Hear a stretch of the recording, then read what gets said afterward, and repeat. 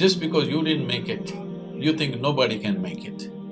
This is the crown of ignorance. When people think, whatever I do not know cannot exist, this is the crown of ignorance. So all this controversy is because lot of people are wearing this crown of ignorance.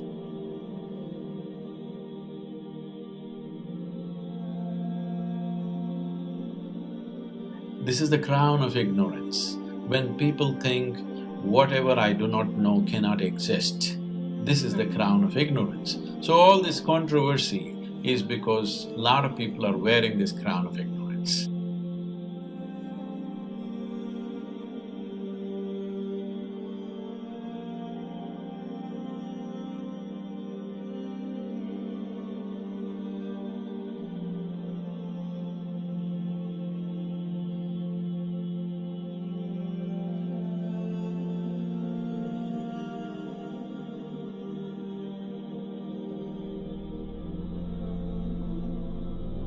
There was a time when people worked with the instrument of belief, when the human intellect was in a certain way. Today it is time there is substantial intellect on the planet. Today it is time that we establish a certain level of seeking in a human being rather than just pumping him up with belief. Why do people believe you?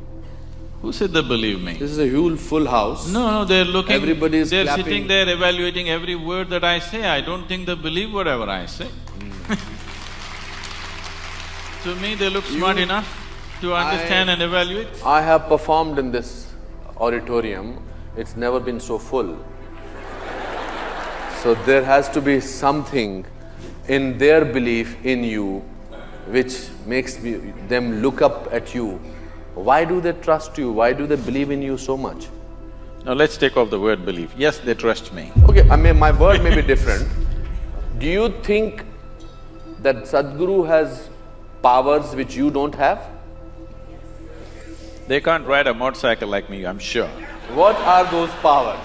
What makes you different? What makes you special? What makes Pallavi Gupta writing a book on you and calling it you?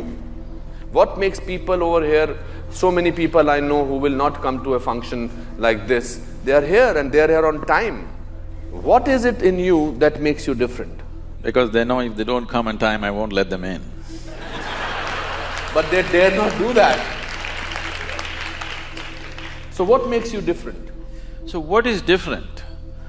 It is not a question of something being different. When you don't try to be special, when you just live as life is, that you don't try to make yourself special, because wanting to be special is coming from a certain an emptiness or a certain inadequacy within a human being. Where is the need to be special? Every human being is unique in his own way. If he tries to be special, he'll only end up aping somebody, he will not be himself. So, when the life is unique, every leaf on the planet is unique, every atom in the existence is unique, where is the need for you to be special? Being unique is better than being special, isn't it? You have not yet answered my question. I feel that it's important for me to know. Yes, right What now. is unique about you? See, the very nature of the existence is like this, the very nature of what's happening around you is like this. If you convert mud into food, we call this agriculture. It's the same mud. Can you eat the mud? Can you take it on your plate and eat it? No. But if you wait, you put a seed and wait, the same mud becomes food, and how we value it and eat it. But it is something else, but when you eat it, it becomes flesh and bone, it becomes you, and it's so valuable for you and so many other people. So this is the way of the life. What is filth will become a flower, if only you mature it in the right direction. This flower, its beauty and its fragrance comes from filth. The more filth you put at the root, better the flowers will grow.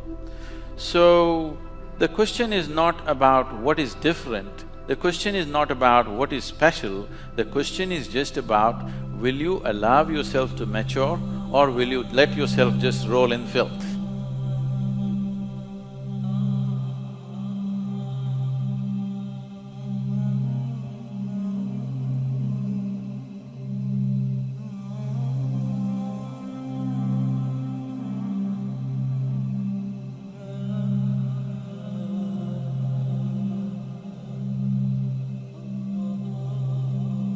It is perfectly all right for people to create a god. This is the thing about this culture. Here we have 33 million gods and goddesses, because this is the only culture which understood God is our making.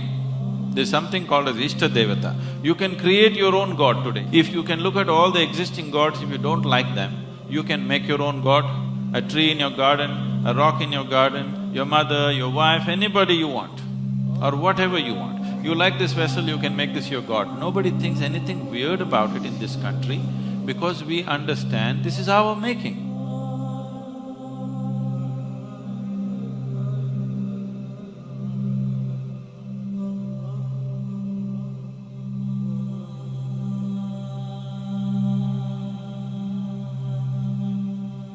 After all, in every piece of creation, the hand of the Creator is there. Whatever you can relate to, you use that, it's perfectly fine. After all, in every piece of creation, the hand of the Creator is there. Whatever you can relate to, you use that, it's perfectly fine.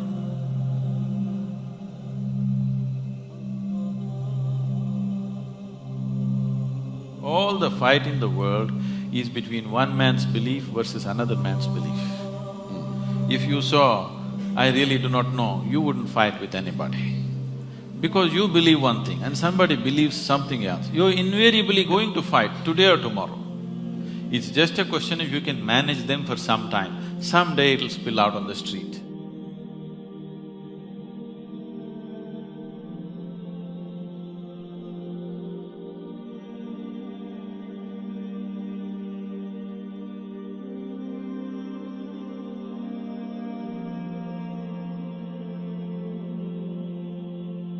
Religions and all the religions and Islam among all the other religions are dealing with human beings. And if you deal with human beings, you deal with violence and you deal with peace. You deal with violence because human beings by definition have to do with violence. They have to deal with aggressivity, with wars. And to expect from a religion not to tackle the issue is just to dream of something which is not going to happen. All the spirituality, go for Buddhism or go for the Bhagavad Gita, you deal with violence. So this is it. Now, what is the answer coming from religions and from trance when it comes to violence and to peace? This is the right question for me. Do we have something which is coming and helping us to go towards peace? This is, for me, the right question. The problem is not the book, the problem is the reader. Because I don't like all these intellectuals and philosophers and even journalists. They are very keen on understanding the complexity of philosophies and the simplicity of religions. That's not right. And the one to blame sometimes are the religious people themselves, because the way they present their religion is something which is all of dream and hopes and not dealing with the reality, which is a complex reality. This is exactly the case for all the philosophies. All the people who are promoting human rights, we all have to do something which is out of humility to check our people. Because with the best means, you can promote the bad or the worst attitude. In the name of human rights, we want to kill people. In the name of human rights, we can promote and support the war in Iraq and Afghanistan, where so many innocent people have been killed. And I said it from the very beginning, never forget that the blood of an Afghani or Iraqi innocent man or woman is as valuable as the blood of an American innocent man and woman. No discussion about this. So the best ideology in the name of human rights, in the name of democracy, could be used by people to promote the worst. So let us be humble, instead of criticizing one religion and one ideology, to know that in our universe of reference, you will find people using our texts, our values, sometimes for the good and sometimes for the bad, sometimes for peace and sometimes for war, sometimes for dignity and sometimes for money, sometimes for protecting freedom and sometimes for geostrategic interests. It's not right to essentialize by saying, oh, all the wars on human rights, for human rights, or all these philosophies are right or wrong, or promoting a philosophy or a religion of violence. I think that these kind of conclusions are very dangerous. Do you believe that there is a God? Let's come to this. Before we handle God, let's handle belief first. Why do you believe something? One believes something because they are not sincere enough to admit that they do not know. There are only two ways to be. Either you know something or you do not know something. But whatever you do not know, when you bullshit yourself, it's called as belief. Instead of simply admitting, I do not know, you want to believe something. Somebody believes there is God, somebody believes there is no God. Both are in the same boat. They think they're different, but both of them are not straight enough to admit that they do not know. What is the problem in seeing what I do not know as I do not know? They have a problem because they do not understand the immensity of I do not know. I do not know is a tremendous possibility. Only if you see I do not know, the possibility of knowing arises within you. If you see I do not know, the longing to know will come. If the longing comes, seeking will come. If seeking comes, the possibility is alive in your life. Everything that you do not know, if you believe, you're destroying the very possibility of knowing. There are belief systems and belief systems and belief systems. But at the same time, the idea of God is universal.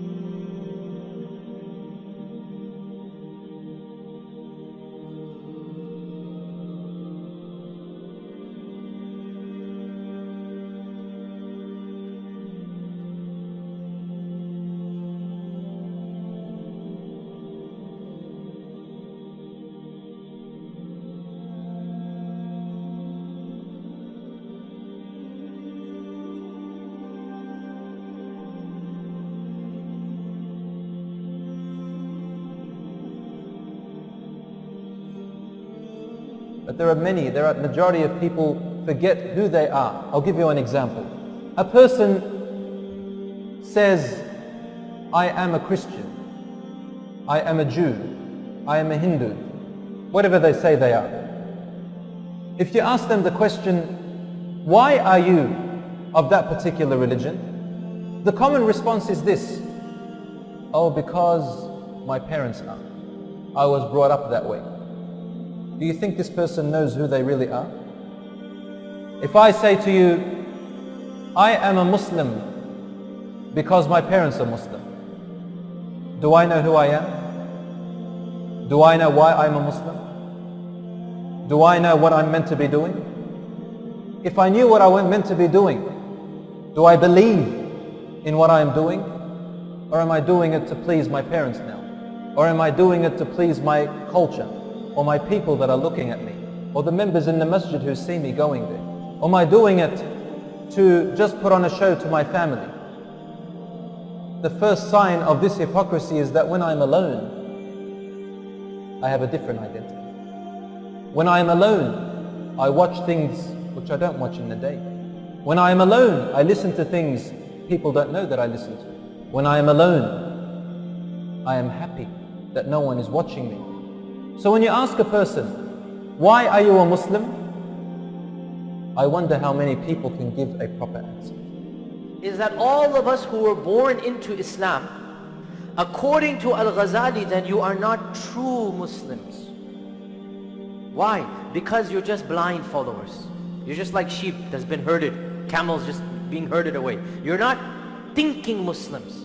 And this is one of the things that Ghazali, for example, he writes in his autobiography, his semi-autobiography is called Al-Munqidh min al-Dalal.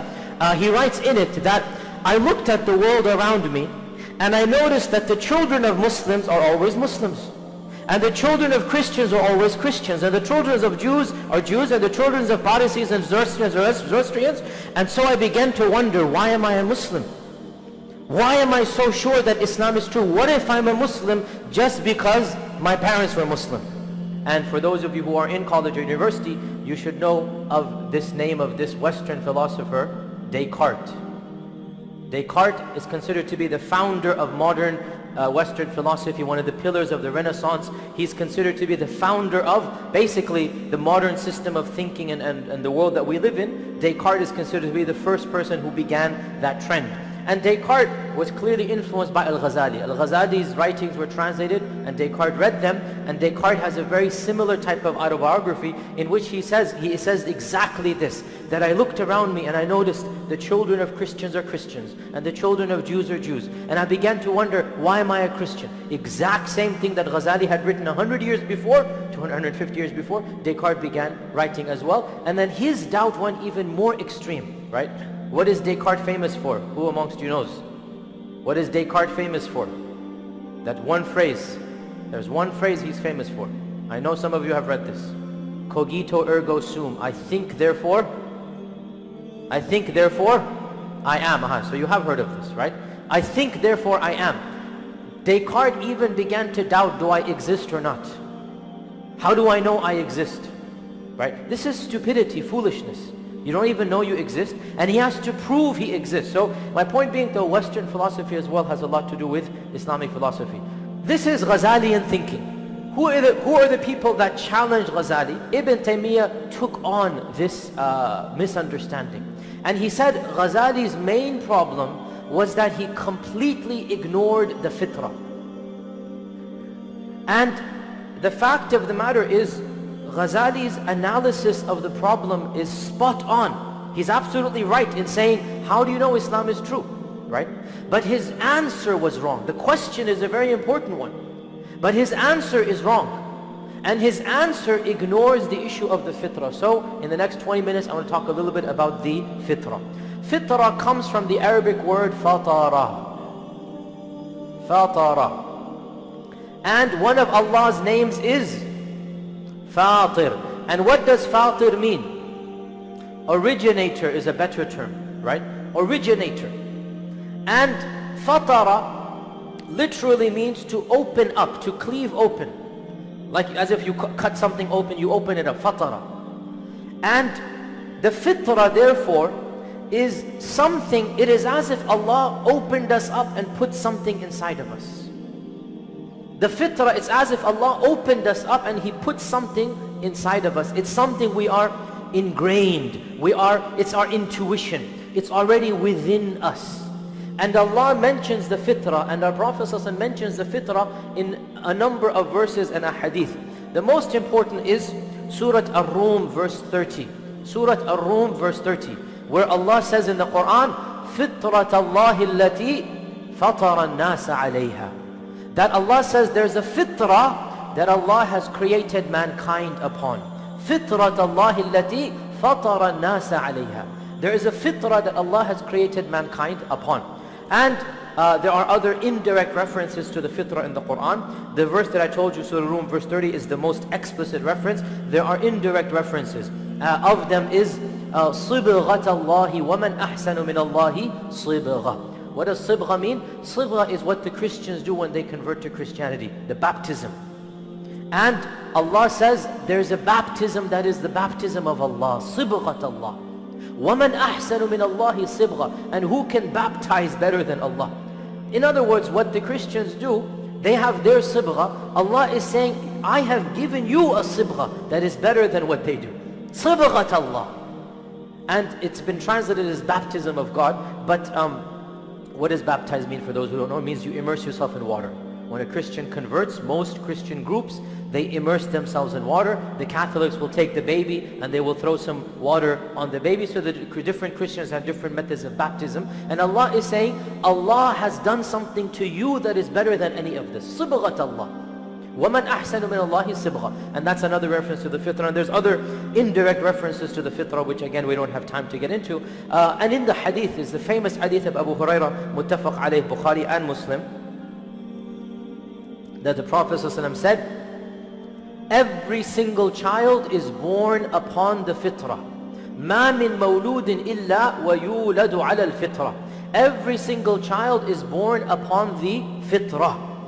And then his parents, فَأَبَوَاهُ يُهَوِّدَانِهِ أَوْ يُنَصِّرَانِهِ أَوْ يُمَجِّسَانِهِ. And then his parents, they make him into a Yahudi or a Nasrani or a Majusi. Majusi is Zoroastrian, Parsi, we call them in Urdu, in India and Pakistan, Parsi.